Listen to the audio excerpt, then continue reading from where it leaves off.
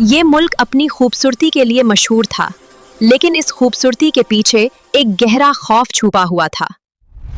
शहर के बिल्कुल करीब एक विस्परिंग फॉरेस्ट था, जहां हवा भी धीमी आवाज में बातें करती थी। लोग कहते थे कि जो इस जंगल में घूम गया उसकी किस्मत बदल जाती थी। इसी शहर के किनारे एक छोटी सी झोपड़ी में रहता था एक जवान लड़का, इलियास। इलियास एक सीधा सा, मेहनती और खामोश मिजाज का लड़का था। उसकी माँ लोगों के कपड़े सिलकर घर चलाती थी और इलियास रोज शहर जाकर बोझ उठाता था। उसके वालिद बचपन में ही वफात पा चुके थे। माँ अक्सर कहती थी, बेटा, कभी विस्परिंग फॉरेस्ट के बीच वाले पाथ पर कदम मत रखना। वहाँ जो चीज सो रही है वो इंसान नहीं। इलियास हमेशा हाँ में सर हिला देता। एक दिन माँ बीमार हो गई। दवाई के पैसे नहीं थे। मजबूरी में इलियास जंगल में गहरा चला गया और अनजाने में बीच वाले रास्ते पर कदम रख दिया। अचानक हवा रुक गई, पत्ते हिलना बंद हो गए।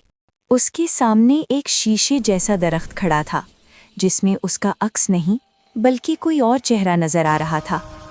इलियास ने पीछे हटना चाहा, मगर जमीन जैसे जम चुकी थी। एक आवाज आई, अगर तुमने मुझे जगा दिया तो तुम्हारा सफर कभी खत्म नहीं होगा। इलियास बेहोश हो गया। जब आंख खुली वो किसी और दुनिया में था, ऐसी दुनिया जहाँ दिन और रात एक साथ रहते थे। ऐसी दुनिया जहाँ दिन और रात एक साथ रहते थे। उसके साथ एक साया चल रहा था।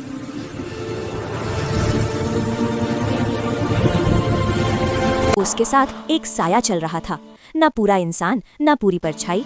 साया बोला, तुमने कानून तोड़ा है, अब तुम्हें 3 इम्तिहान देने होंगे। कानून तोड़ा है, अब तुम्हें 3 इम्तिहान देने होंगे। सच का इम्तिहान, रेहाम का इम्तिहान, मोहब्बत का इम्तिहान। हर इम्तिहान के बाद इलियास कमजोर होता गया, मगर जिंदा रहा। तीसरे इम्तिहान में उसे एक शीशे के कैद खाने में बंद एक लड़की मिली, प्रिंसेस इलारा। उसकी आंखों में रोशनी थी, लेकिन चेहरे पर उदासी। इलारा ने कहा, सॉरी, मैं यहाँ इसलिए कैद हूँ क्योंकि मुझे फ्यूचर देखने का तोहफा मिला है। तुम्हें अपना मुस्तकबिल भी दिख रहा है। हाँ, और उसमें तुम भी हो। तुम अब आजाद हो। मैंने वादा किया था और वादा पूरा हो गया। तुमने अपनी किस्मत दांव पर लगा दी इलियास। जंगल किसी को मुफ्त नहीं छोड़ता।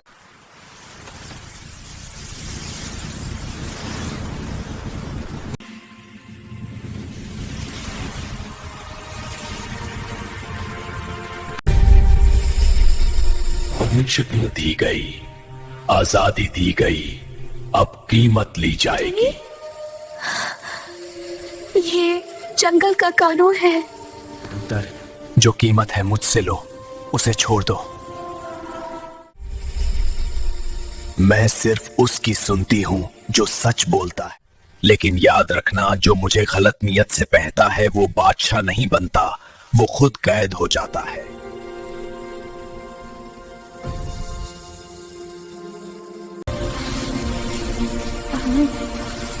आंखें बंद रखो।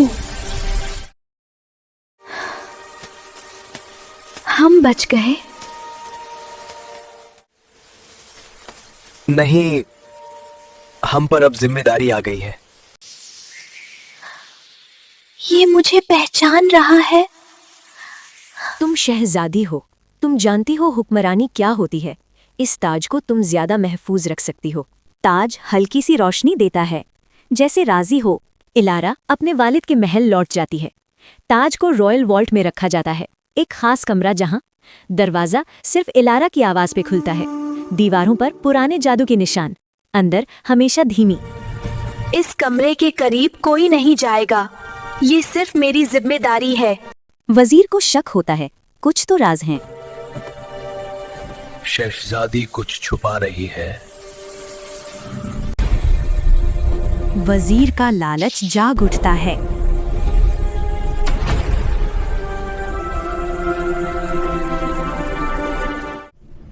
मैं हमेशा के लिए बादशाह बन जाऊं।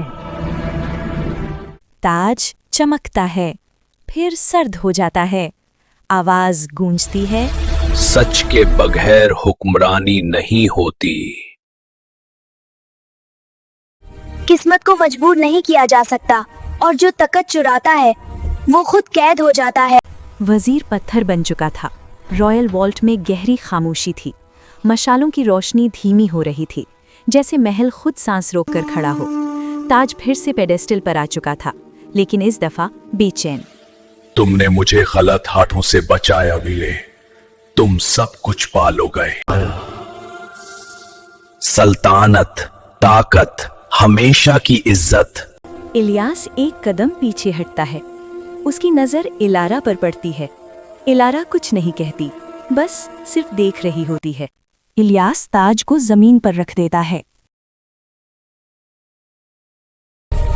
मैं सब कुछ खोना मंजूर करता हूं, लेकिन अपनी इंसानियत नहीं।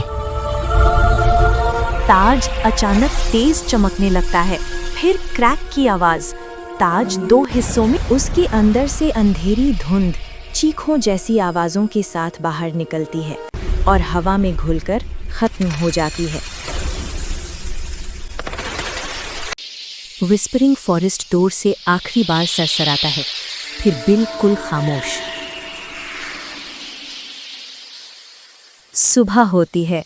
महल की दीवारों पर पहली बार गर्म रोशनी पड़ती है।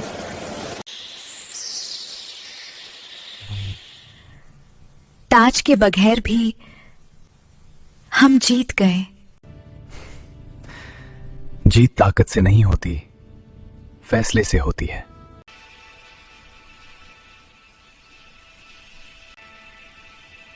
शादी शहर और जंगल के दरमियान होती है। चांदनी रात, फूलों की खुशबू, ना कोई जादू ना कोई ताज, सिर्फ दुआ और सच। लोग खुद कहते हैं ये वो हुक्मरानी है जहां दिल बादशाह है। फॉरेस्ट अब खामोश है, ना आवाज ना खौफ, सिर्फ हवा जो कहती है कुर्बानी का अंजाम हमेशा अमन होता है। जो ताकत को चुनता है वो कैद होता है। जो इंसानियत को चुनता है वो आजाद होता है।